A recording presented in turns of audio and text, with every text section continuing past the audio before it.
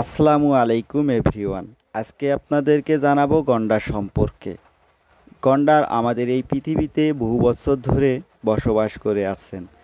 ধারণ করা হয় গন্ডার 50 মিলিয়ন বছর পূর্বে পৃথিবীতে আবির্ভূত হয়।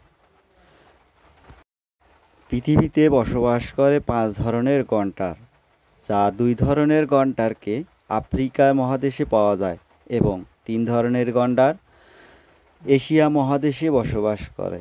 তবে আফ্রিকাতে কালো এবং ধূসর বর্ণের গন্ডার পাওয়া যায়। তবে গন্ডারের শিং মনে করা হয় মস্তিষ্কের সাথে জড়িত, কিন্তু গন্ডারের শিং লোম একত্রে জমাট বেঁধে থাকার কারণে তা পরবর্তীতে শিংয়ে পরিণত হয়। গন্ডার ছোট কিংবা বড় বা পুরুষ কিংবা মহিলা চেনার সহজ উপায় হচ্ছে তাদের মল থেকে বোঝা যায় তারা পুরুষ না মহিলা, প্রাপ্তবয়স্ক কিংবা ছোট। তবে গন্ডার এমন একটি প্রাণী যা